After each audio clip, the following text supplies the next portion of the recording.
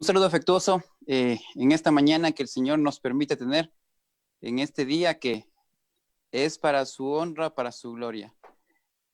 Gracias siempre a nuestro amado Dios por darnos tiempos de comunión, tiempos de compartir la palabra, de poder meditarla en ella y sobre todo de tener el espacio en el que el Señor nos pueda hablar por medio de ella. Siempre gracias por cada una de sus vidas, quienes están en este momento conectados, quienes están mirando por cualquier dispositivo, sea su computadora, sea su televisor, sea su teléfono celular. Que el Señor les bendiga, sean bienvenidos esta mañana. Si usted es miembro de la Iglesia Betel, bienvenido. Si no lo es, de igual manera le damos un afectuoso saludo, esperando que la palabra del Señor pueda llegar a la necesidad de cada uno de nosotros. Gracias por que el Señor es fiel y en cada momento, en cada tiempo, Él ha demostrado de su amor, de su presencia, de su provisión para nuestros hogares, para nuestras vidas. Gracias por todo lo que el Señor ha mostrado y por lo que seguirá mostrando. Les invito a cerrar sus ojos para poder empezar invocando el nombre del Señor, poder orar y pedir la dirección del Espíritu Santo para lo que estaremos haciendo en ese tiempo. Oremos.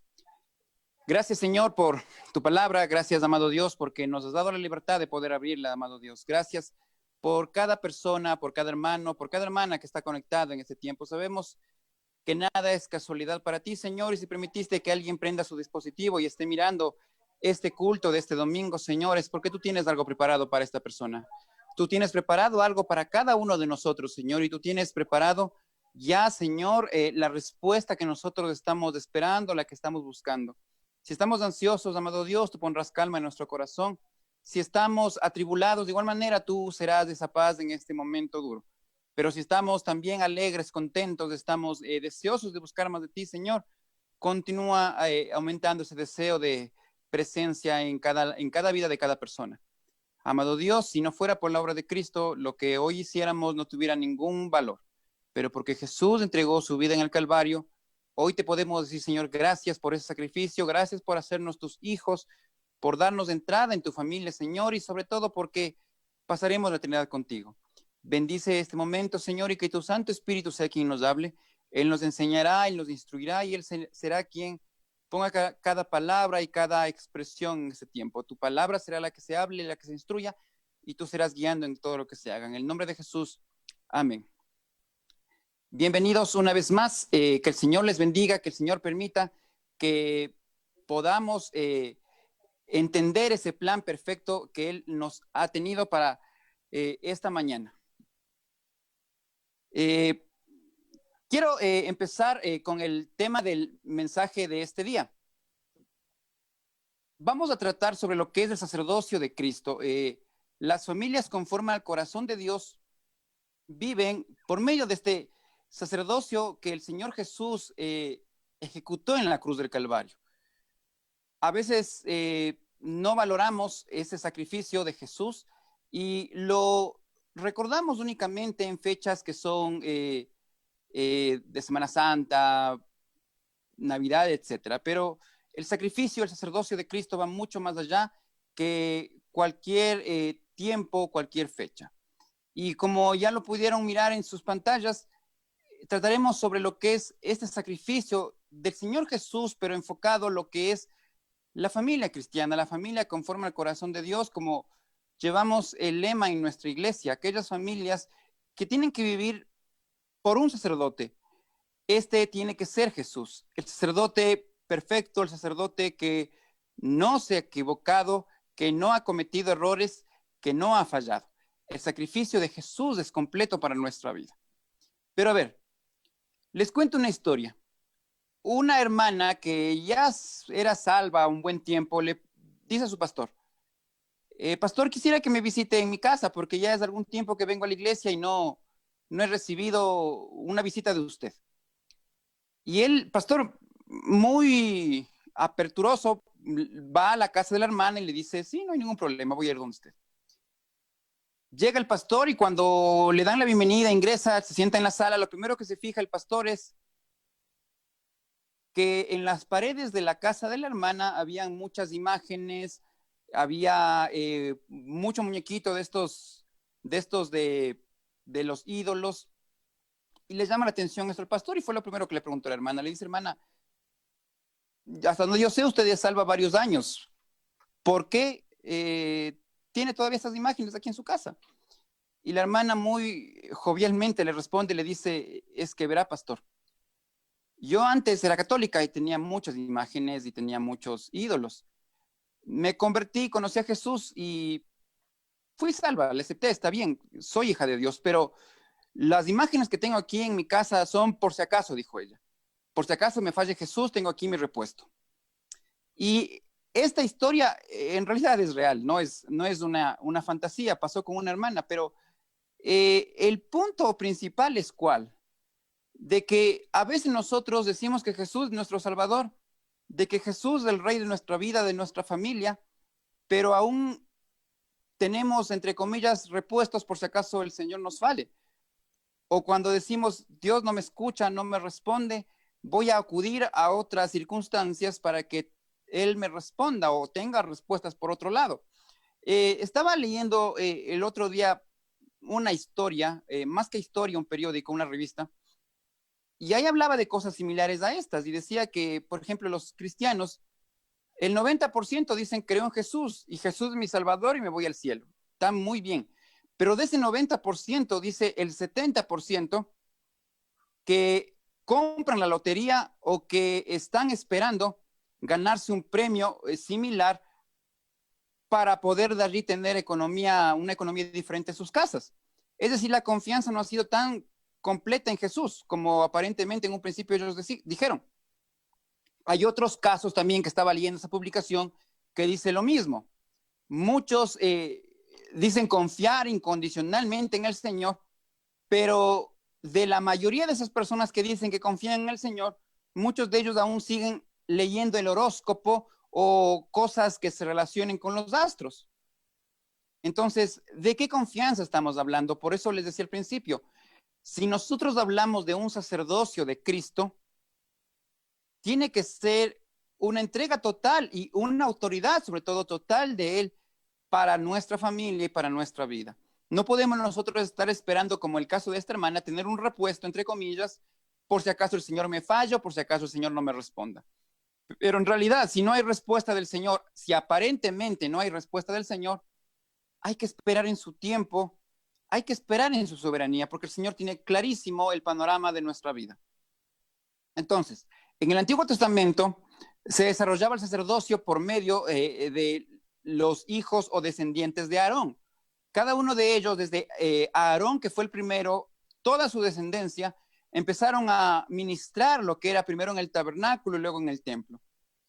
Cada uno de ellos llevaba sus sacrificios, pero como ya veremos, eran personas pecadoras también como nosotros, entonces no podían ofrecer un perdón de pecados. Tuvo que venir Jesús y derramar su sangre en la cruz para allí, cuando estuvo clavado esas 6 horas, decir, Padre, perdónalos. Allí empezó su obra intercesora como sacerdote por nosotros, porque él con su misma sangre, llevándola frente al Padre, dijo, Padre, aquí está la sangre mía, la sangre de alguien que no ha pecado, entregándote por las personas que me recibirán o reconocerán como Salvador, y quiero que tú perdones a esas personas. Y así fue como se empezó a ejecutar el sacerdocio de Cristo. Si en el Antiguo Testamento las familias internamente tenían a sus padres como sacerdotes, hoy nuestras familias deben tener al sacerdote que es Cristo Jesús, a Él mismo. Y si no lo estamos teniendo en la cabeza de nuestra familia quizás no esté riendo por el rumbo que es correcto. Porque si falta la cabeza, que es el eje principal, está faltando el resto. Igual es una iglesia y es igual en la vida personal de cada uno. Si falta Jesús como la cabeza, sea de una familia, sea de una casa, de una persona, de una iglesia, de lo que sea, algo está faltando y algo está fallando. Y les invito a ir a la palabra del Señor. Vamos a hacer un pequeño resumen casi de lo que es este libro de Hebreos, que es un libro maravilloso en realidad, que nos aclara mucho sobre la obra de Cristo comparada con lo que era el Antiguo Testamento. Vamos a ver 7 puntos sobre el sacerdocio de Cristo, sobre cómo las familias conforme al corazón de Dios ejercen ese sacerdocio y sobre todo viven por medio de ese sacerdocio de Cristo.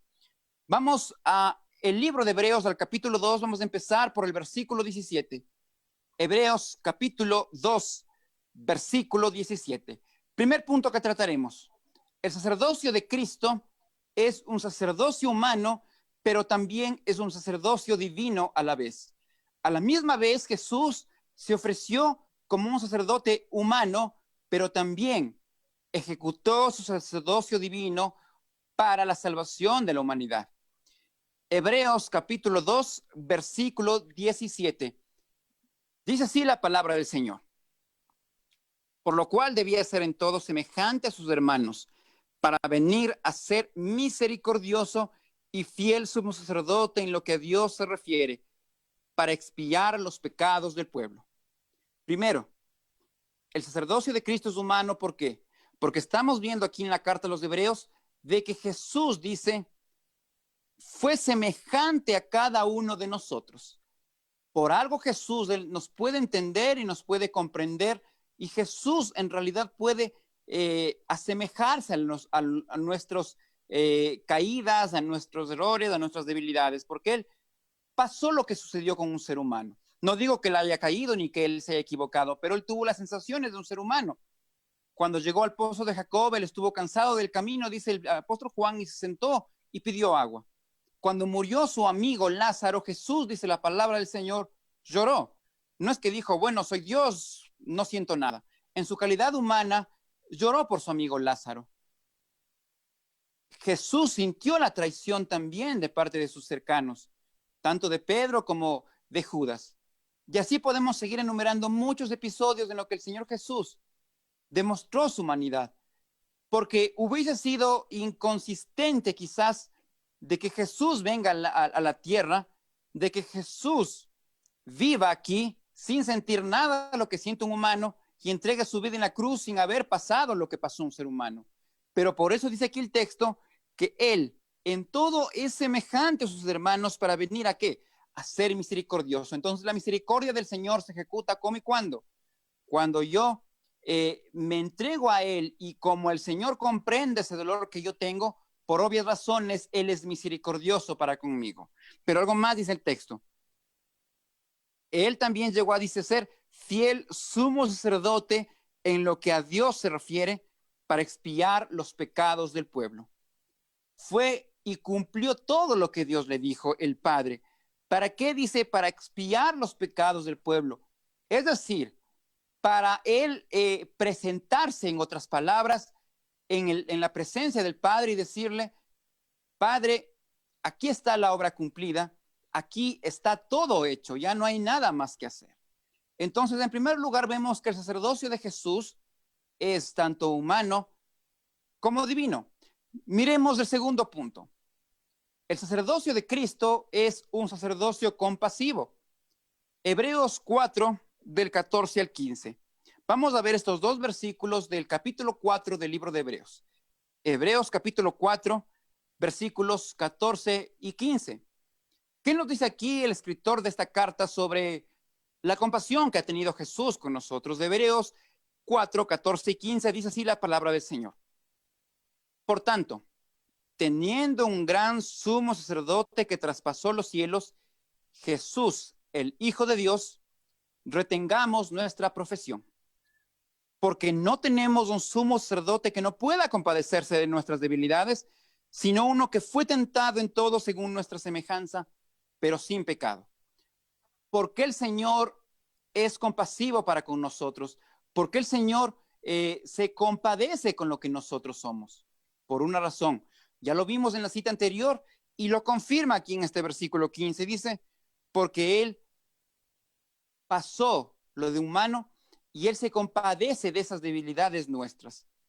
Él sabe lo que un humano puede pasar. Convivió con muchos de ellos y Él miró aquellas debilidades humanas. Y dice aquí el versículo 14, que Jesús es el gran sumo sacerdote que traspasó los cielos. Él es el Hijo de Dios.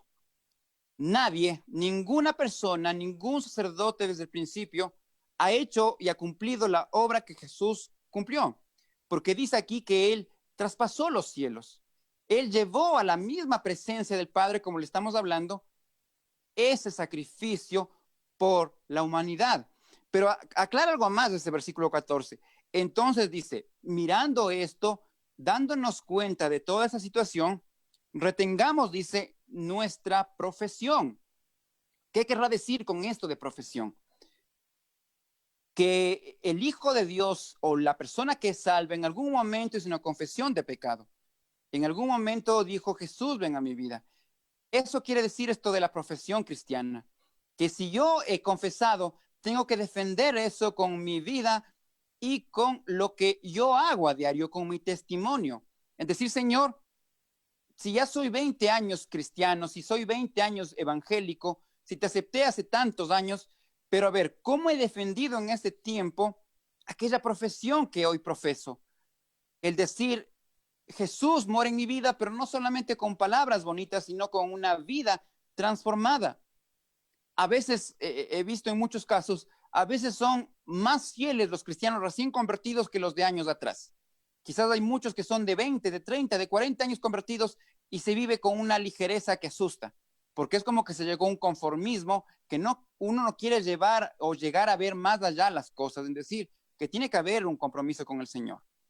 Y eso es lo que nos dice aquí el escrito, que nosotros mantengamos nuestra profesión, es decir, la confesión que hicimos en algún momento, en decir, Jesús, tú eres mi Salvador, quiero a diario en mi vida demostrarlo eso con hechos reales. Y el 15 dice, ¿no? Que no tenemos un sumo sacerdote que no pueda compadecerse de nuestras debilidades. ¿Por qué compara esto aquí el escritor? Por una razón, porque los sacerdotes del Antiguo Testamento, si había una debilidad en el pueblo, ellos no podían compadecerse porque estaban cayendo en la misma debilidad. E inclusive, cuando se construyó el tabernáculo, el arca del pacto, una de las referencias que Dios le dio a Moisés era que el sacerdote o el sumo sacerdote para entrar al lugar santísimo se amarre un cordón en su tobillo con algún tipo de campanita para que si es que dejaba de eso de sonar, era porque el hombre ya murió dentro del lugar santísimo, porque estaba en pecado, porque quizás no tuvo un compromiso con el Señor.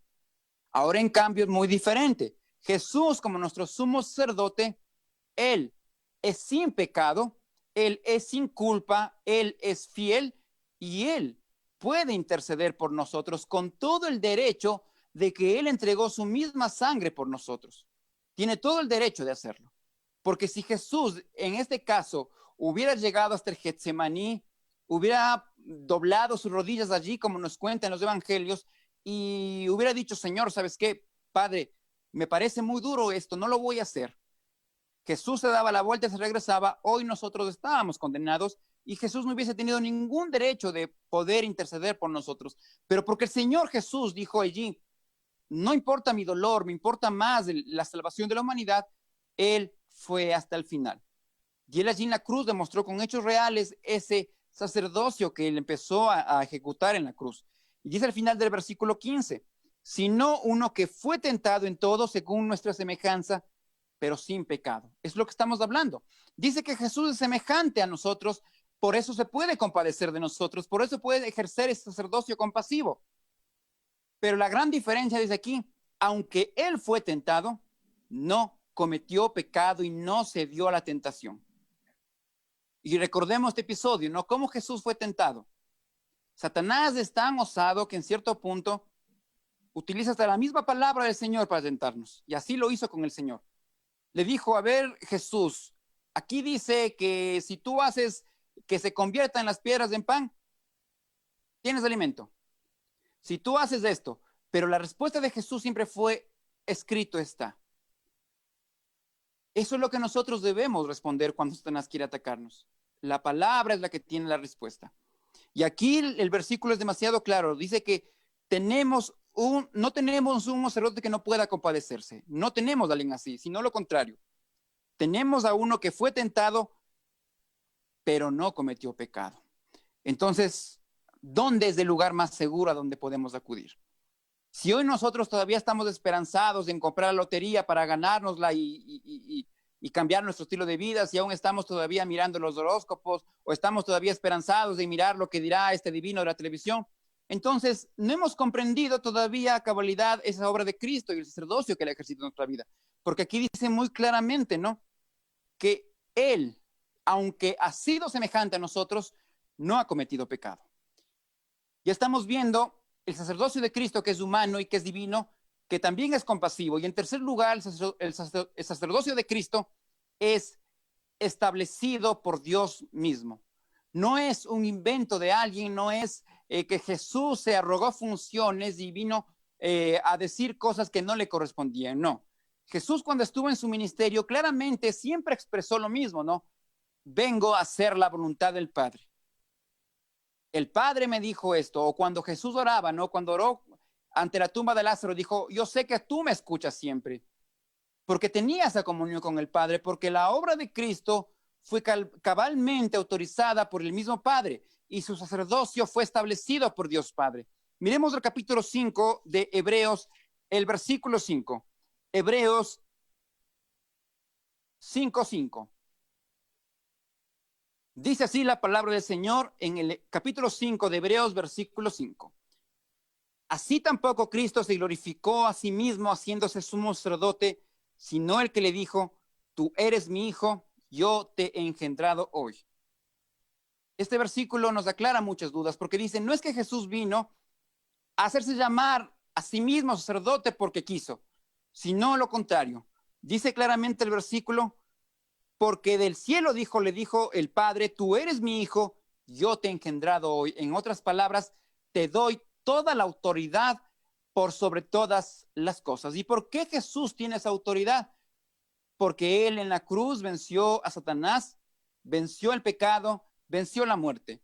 Él allí nos dio el derecho absoluto de poder acudir a Él en cualquier momento y circunstancia, porque su sacrificio es real y sobre todo su sacerdocio ha sido establecido por el mismo Dios. No es hecho por un ser humano, ni es que Él dijo por aquí, yo soy esto, soy aquello, sino que humildemente Jesús recibió esa valoración del mismo Padre.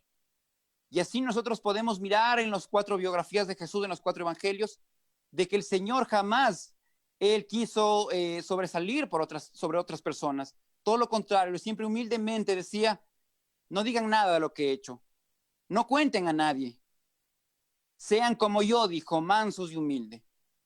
Ahora nosotros nos queremos llenar de títulos y de cargos y de puestos y etcétera, pero el Señor nos dio un ejemplo de humildad de vida y esa humildad de vida lo catalogó, como dice Filipenses, a tener un nombre sobre todo nombre. Un nombre que es el nombre que partió en dos la humanidad y un nombre que es el más mencionado de la historia, para bien o para mal, pero Jesús es el nombre más mencionado. Eso fue por la vida humilde que él tuvo y el Padre miró eso y le dio el cargo y el título de nuestro sumo sacerdote. Así que estamos viendo que el sacerdocio de Cristo es establecido por el mismo Dios Padre. Siguiente punto. El sacerdocio de Cristo es eterno. A diferencia de los sacerdotes del Antiguo Testamento que tenían un tiempo máximo de 50 años para cumplir su sacerdocio, o si no es que morían antes, ellos tenían un tiempo límite para ejercer su obra. Ahora Jesús es eterno. Miremos el capítulo 6 de Hebreos. Hebreos capítulo 6, versículo 20. Hebreos capítulo 6, versículo 20. Dice la palabra del Señor, donde Jesús entró por nosotros como precursor, hecho sumo sacerdote para siempre, según el orden de Melquisedec. ¿Qué significa esto? ¿Quién era Melquisedec? Quiero aclarar un poco más. Vámonos al capítulo 7, el versículo 15 y 16. Del mismo libro de Hebreos que estamos viendo, capítulo 7, versículos 15 y 16, dice, porque manifiesto es que nuestro Señor vino de la tribu de Judá, de la cual nada habló Moisés tocante al sacerdocio. Y esto es aún más manifiesto, si a semejanza de Melquisedec se levanta un sacerdote distinto, no constituido conforme a la ley del mandamiento acerca de la descendencia, sino según el poder de una vida indestructible. Esa es la obra de Jesús, indestructible, dice, es decir, es un sacerdocio eterno. Ahora, ¿quién es este Melquisedec que nombra aquí el escritor de Hebreos? Hebreos lo nombra 4 veces a Melquisedec. pero Melquisedec es nombrado antes en el Génesis y en Salmos. Se nos cuenta que cuando Abraham regresó de un triunfo, entregó una ofrenda al sacerdote Melquisedec, que dice que él era sacerdote y también era rey. Ahora, Hebreos le compara a Jesús, o sacerdocio, le compara con este hombre Melquisedec por varias razones que se la cita en el mismo libro de Hebreos. Porque dice que Melquisedec no se nombra una descendencia de él, no se nombra algún parentesco, y además él ofició como sacerdote y como rey. Hebreos le hace esa comparación y dice: Jesús tiene un sacerdocio similar, no como el de la tribu de Leví, que eran hombres que nacían y morían, que quizás pecaban o quizás se equivocaban. Jesús tiene sacerdocio que dice no tiene descendencia, no tiene alguien antes de él. No es que Jesús vino y nació de otro sacerdote y después de ejercer su sacerdocio, sino todo lo contrario. Jesús es eterno, como vimos en el último versículo, su obra es indestructible. Así que por eso la comparación con el sacerdote, en decir que el sacerdocio de Cristo no tiene tiempo, no tiene principio, no tiene fin, no tiene época, porque Jesús ocupa el tiempo. Jesús no tiene tiempo, Él llena por completo el tiempo porque Él es eterno, Él ha existido siempre y jamás dejará de existir. Y ese sacerdocio de Jesús es el que nos da a nosotros esa seguridad de que estamos arrimados a alguien que es seguro.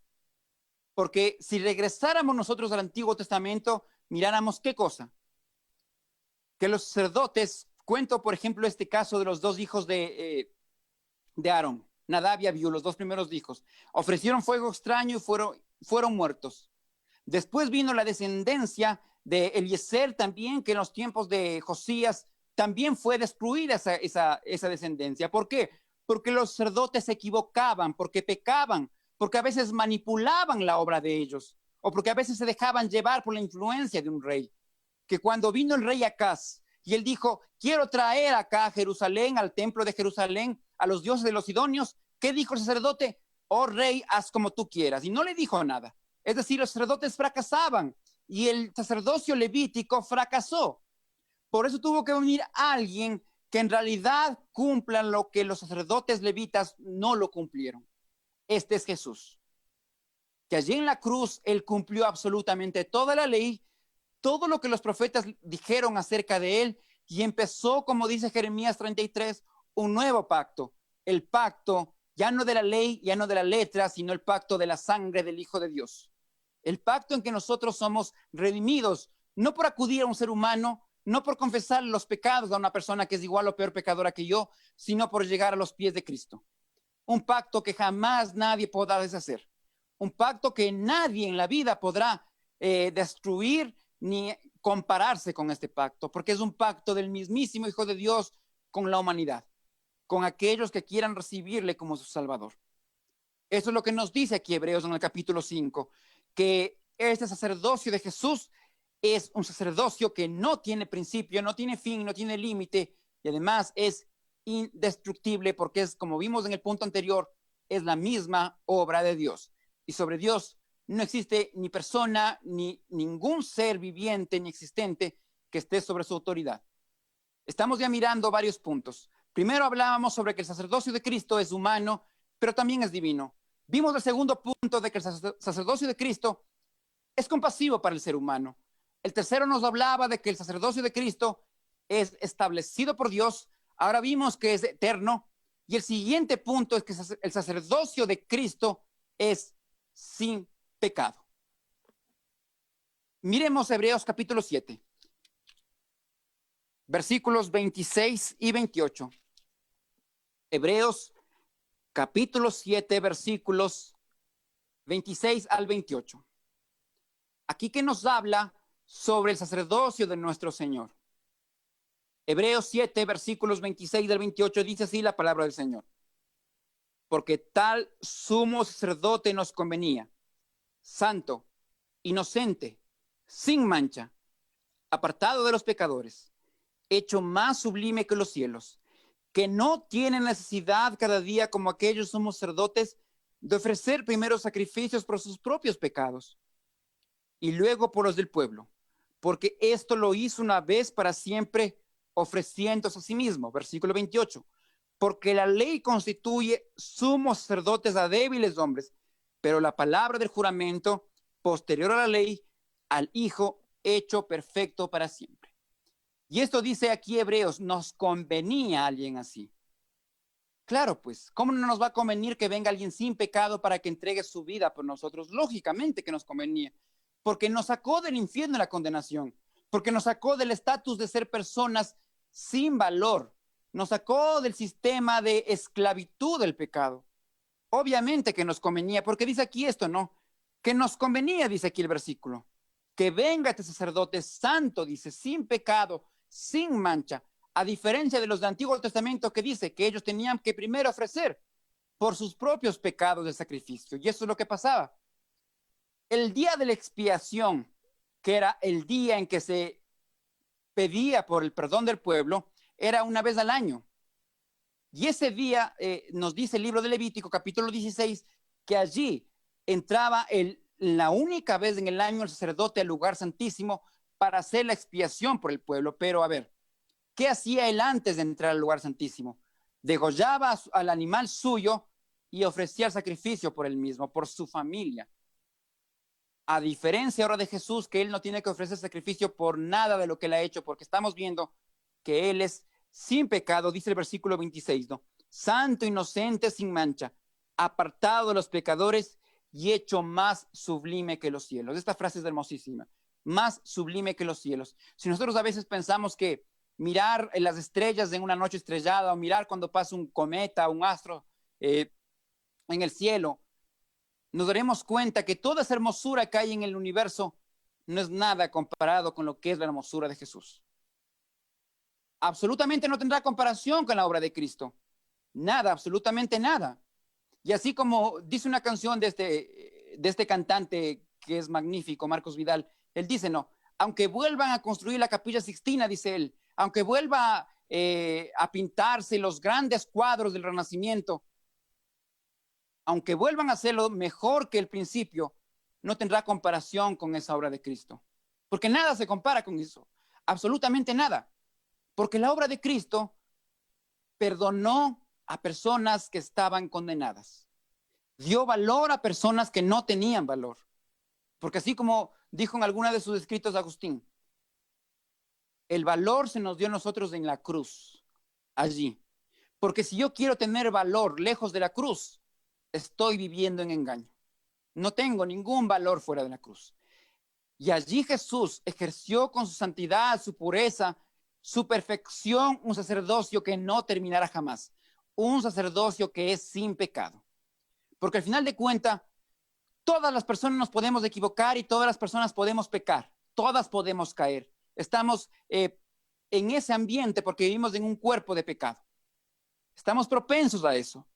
Pero el único en realidad que, como hemos visto aquí en este texto y como la palabra de Dios lo respalda, el único que no cometió pecado, el único que aunque se rodeó con la gente pecadora, es Jesús. Jesús mismo también tuvo ese derecho y esa autoridad de decirles a los fariseos, ¿no? Cuando le estaban retando y le decían, a ver, ¿qué tanto quieres? ¿Qué les dijo Jesús? Si tanto aman, les dijo Jesús, ¿quién de ustedes me puede culpar de pecado? ¿Qué hicieron los fariseos? Callaron. Porque nadie en su tiempo pudo decir, este es alguien que cometió pecado. Y así es. El Señor Jesús tiene todo el derecho de poder corregirnos, de poder extender su mano de corrección para nosotros, porque Él ha hecho una obra que es completa y es eterna. Una obra sin pecado para salvar al pecador. Miremos el siguiente punto. El sacerdocio de Cristo, además de ser un sacerdocio que no ha cometido pecado, que es eterno, que es establecido por Dios, que es compasivo y que es humano y divino, el sacerdocio de Cristo es un sacerdocio que ha sido exaltado. Exaltado por lo que Él hizo en la cruz. Miremos el capítulo 8 de Hebreos, versículos 1 y 2. Hebreos capítulo 8, versículos 1 y 2. Dice así la palabra del Señor. Ahora bien, dice, el punto principal de lo que venimos diciendo es que tenemos tal sumo sacerdote el cual se sentó a la diestra del trono de la majestad de los cielos. Porque todo sumo sacerdote está constituido para presentar ofrendas y sacrificios, por lo cual es necesario que también éste tenga algo que ofrecer. Es así, dice el versículo 1, que el sacerdocio de Cristo llegó a la misma diestra de Dios. Llegó a la misma diestra de Dios porque fue exaltado por el Padre. Porque la obra de Cristo es una obra que absolutamente nadie la ha hecho y nadie la hará. Volvamos al Antiguo Testamento. ¿De quién dijo el Padre? A ti te he exaltado de los cielos. A nadie. Inclusive cuando el escritor de los Hebreos empieza contando en los capítulos 1 y 2, dice que Jesús es superior a los ángeles, Jesús es superior a los apóstoles, Jesús es superior a Moisés, dice. Porque dice, Moisés fue el que edificó la casa, el que empezó a poner los cimientos, pero ¿quién es más importante? Dice allí. El que concluye la casa, el que pone los cimientos. Es Jesús el que concluyó la casa. Pero también dice al principio el libro de Hebreos que Jesús, ese nombre, está por sobre todos, que no hay persona ni nadie que se compare a la obra de él. Y acá lo vuelvo a confirmar y dice que esta obra es incomparable porque fue exaltado hasta el mismo cielo de Dios. Dice el versículo 2 que Jesús es ministro del santuario y de aquel verdadero tabernáculo que levantó el Señor y no el hombre. Esta es la razón por que el sacerdocio de Cristo es exaltado, porque no es una obra de hombre, no es una obra de alguien, sino única y exclusiva de Dios, como ya lo estamos viendo. Complementemos un poco más esta idea del sacerdocio exaltado. Capítulo 9, versículos 11 y 12. Capítulo 9 de Hebreos, versículos 11 y 12. Dice así el texto. Pero estando ya presente Cristo como sumo sacerdote de los bienes venideros, por el más amplio y más perfecto tabernáculo, no hecho de manos, es decir, no de esta creación, y no por sangre de machos cabríos ni de becerros, sino por su propia sangre, entró una vez para siempre en un lugar santísimo, habiendo obtenido eterna redención. Por eso el sacrificio de Cristo fue exaltado, porque dice aquí primero que este sacrificio, dice el versículo 11, es más perfecto, dice, y no es hecho de manos y no es de esta creación, porque viene de Dios. No es algo de manos de hombres, dice, no es que se construyó como en el tiempo de la ley que Dios le dijo a Moisés, dile al pueblo que te entregue tanto de oro, tanto de estas piedras, tanto de aquello, de esta madera, etcétera, y construyeme de acuerdo a estas medidas el tabernáculo. No es así, sino que el sacrificio de Cristo enfoca más allá. Cuando Jesús entregó su vida en la cruz, no se dijo, tráigame en esto de acá o esto de allá para construir un templo espiritual, no, sino que todo proviene de la obra magnífica de Jesús. Y añade algo más este versículo 12. Dice que esto no es por sangre de los animales ni de becerros, sino por su propia sangre. Entró, dice, tomemos en cuenta esta frase, entró una vez para siempre en un lugar santísimo. Una vez y para siempre, a diferencia, como les decía hace un rato, de los sumos sacerdotes de la ley, que ellos tenían que entrar una vez cada año. Toda su vida tenían que entrar al lugar santísimo. Y tenían que entrar con todas las restricciones posibles por si acaso no estén en pecado. Es como cuando ahora, en nuestro tiempo, alguien tiene que ir a algún lugar, tienen que primero tomar la temperatura, etc. Los sacerdotes era algo similar, tenían que tener sus restricciones para poder entrar al lugar santísimo. Caso contrario, no lo podían hacer. Tenían que guardarse de muchas cosas. Pero dice acá en cambio que Jesús, con su sacrificio en la cruz, entró una sola vez y para siempre al lugar santísimo, al lugar donde está la misma presencia de Dios. Nadie más ha hecho eso, sino solamente la obra de Cristo. Continuemos viendo sobre la parte de exaltado. Capítulo 10, versículos 11 al 14, del mismo libro de Hebreos que estamos tratando. Capítulo 10, versículos 11 al 14. Dice así la palabra del Señor. Ciertamente todo sacerdote está día tras día ministrando y ofreciendo muchas veces los mismos sacrificios que nunca pueden quitar los pecados. Pero Cristo, habiendo ofrecido una vez para siempre un solo sacrificio por los pecados, se ha sentado a la diestra de Dios. De ahí en adelante esperando hasta que sus enemigos sean puestos por estrado de sus pies, porque con una sola ofrenda hizo perfectos para siempre a los santificados. Qué maravilloso texto en realidad. Porque aquí Hebreos nos aclara totalmente cualquier duda que podamos tener de la obra de Cristo. Dice primero que los sacerdotes tenían que entrar a diario para administrar los sacrificios por los pecados, como ya habíamos hablado, de ellos mismos y del resto del pueblo. Tenían que estar diariamente entrando para ofrecer los sacrificios de la mañana, de la tarde, etcétera. Para la expiación de pecado, en cambio, era una vez al año. Pero tenían que estar constantemente rotando ese lugar. Y se mataban muchos animales, se degollaban muchos animales, había mucha sangre en ese lugar. Y no paraba. Pero vino Jesús, entregó su propia sangre, su propia vida, suficiente. Está hecha la obra completa. Y dice aquí el versículo 11, dice que todos entraban ministrando y ofreciendo muchas veces los mismos sacrificios, dice que nunca pueden quitar los pecados. Es la gran diferencia. Los sacerdotes, por más sacrificios que hacían, jamás ninguno de ellos estuvo en la calidad moral ni de ningún tipo para decir, yo te perdono a ti el pecado. No fue así. El único que ha ejecutado perdón de pecados es Jesús. Así lo dijo Juan el Bautista, ¿no? He aquí el Cordero de Dios, dijo, el que quita el pecado de la humanidad. Por algo Pablo, cuando escribe su carta a los romanos en el capítulo 10, dice que si nosotros confesamos con nuestra boca que Jesús es el Señor, seremos salvos. Porque Jesús nos da esa condición de ser hijos de Dios. Nadie más. Miremos el mismo versículo 12 que dice que Cristo, habiendo ofrecido una vez para siempre un solo sacrificio por los pecados, se ha sentado a la diestra de Dios. Dice aquí, ofreciendo una sola vez el sacrificio por los pecados. Con Jesús no hace falta que esté yendo a la cruz a cada rato. Con Jesús no hace falta que esté viniendo a la tierra cada cierto tiempo, sino con Jesús fue una vez y para siempre. Un solo sacrificio para perdón de pecados, para salvación de la humanidad. Que el 13 nos dice que de aquí en adelante, esperando hasta que sus enemigos sean puestos por estrado de sus pies. El 14 dice, porque con una sola ofrenda hizo perfectos para siempre los santificados. Qué hermoso que es este versículo en realidad.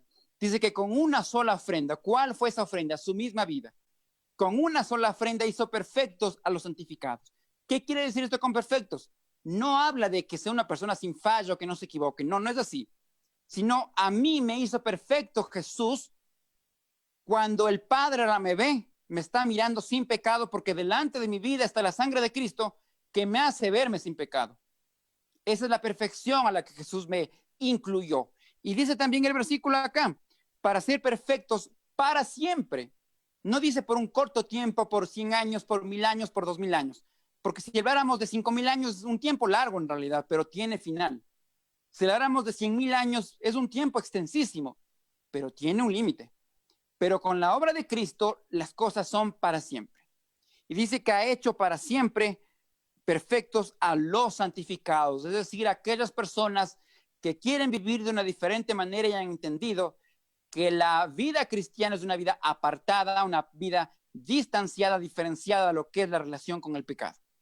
Entonces, por eso la obra de Cristo también es un sacerdocio exaltado, porque llegó, dice aquí, al mismo trono de Dios, entró al mismo lugar santísimo con su misma sangre y con su misma vida para que hoy nosotros tengamos la salvación. Como último punto, miremos que el sacerdocio de Cristo es un sacerdocio perdonador. Un sacerdocio perdonador. Sigamos en el mismo capítulo 10, versículos 21 y 22. Hebreos capítulo 10, versículos 21 y 22. Miremos qué nos habla sobre el sacerdocio perdonador. Capítulo 10, versículos 21 y 22. Teniendo un gran sacerdote sobre la casa de Dios, dice, acerquémonos con corazón sincero, en plena certidumbre de fe, purificados los corazones de mala conciencia y lavados los cuerpos con agua pura. Dice que ahora que tenemos un gran sumo sacerdote sobre la casa de Dios, ¿qué tenemos que hacer? Acercarnos con un corazón sincero. Esto es lo único que pide Dios de nosotros, sinceridad en el corazón. Si estamos nosotros actuando de otra forma, estamos deslindándonos, sacándonos del plan y el proyecto de Dios. Dice aquí que nosotros, entendiendo quién es el sumo sacerdote, tenemos que acercarnos con corazón sincero. Si entro con un corazón sincero a la presencia de Dios, ¿qué tiene que venir después? Dice, en plena certidumbre de fe. Es decir, con fe, sabiendo que Jesús es el autor y consumador de esa fe. Sabiendo que Jesús es el que inicia y es el que sigue continuando esa fe, como dice el mismo libro de Hebreos en el capítulo 12. Tengo que acercarme, dice, confiadamente. Me gusta esa palabra que utiliza aquí esta traducción, ¿no? Con confianza, porque Jesús nos da esa confianza. Porque Jesús, cuando habló con sus discípulos, les dijo, ustedes son mis amigos. Y esa es la confianza que uno tiene con un amigo, acercarse sin ningún inconveniente. Y Jesús me dice a mí también lo mismo, le dice a usted también lo mismo. Acércate con confianza a mí, porque yo estoy acá, golpeándote la puerta, te estoy llamando. Quiero que tú pases a ser parte de mi familia, quiero que tú seas parte del reino de Dios en la eternidad. No quiero que tú te quedes aquí en la tierra condenándote y yéndote al infierno. Jesús dice lo contrario. Te doy toda la confianza para que tú te acerques a mis pies, te acerques a mi presencia y con la fe, dice aquí, puedas tú creer la obra que yo he hecho. Sigamos mirando este versículo 22. En plena certidumbre de fe, dice, purificados los corazones de mala conciencia, es decir, limpiándonos lo anterior que teníamos, transformando ese pecado que nos atoraba a seguir caminando para adelante y transformando esa vida por completo. Y algo más dice el versículo. Y lavados, dice, los cuerpos con agua pura. Esa es la obra que Jesús realiza en la cruz. Porque cuando yo me acerco con confianza a la presencia de Dios, allí está Jesús. Y Él me dice, acércate con confianza. ¿Tienes fe en mí? Como le dijo al ciego, si tienes fe, tú vas a ser sano. Y le dijo así, nos dice a nosotros también lo mismo. Tú tienes fe en mí, pues acércate que estoy acá. Y si tú te acercas, dice, te limpio, dice acá, tu corazón, tu vida, te limpio tu cuerpo, dice, con agua pura. Así como cuando el Señor hablaba con la mujer samaritana, le dijo, yo te daré un agua que nunca más tendrás sed. Si tú tomas de esa agua, nunca más tendrás necesidad de buscar otra agua, que es la fuente espiritual, es del Espíritu Santo.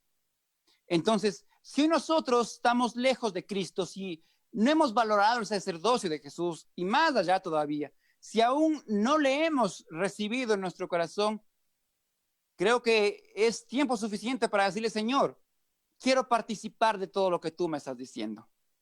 Quiero que tú seas quien perdone, quien limpie mi vida. Quiero experimentar ese sacerdocio en mi vida. Quiero experimentar en mi familia todo ese cambio, esa transformación. Pero terminemos con una cita más. Capítulo 10 mismo que estamos viendo, versículos 35 y 36. Capítulo 10, versículos 35 y 36. ¿De qué nos habla acá el escritor de los Hebreos? No perdáis, dice, vuestra confianza que tiene grande galardón, porque os es necesaria la paciencia para que habiendo hecho la voluntad de Dios, obtengáis la promesa.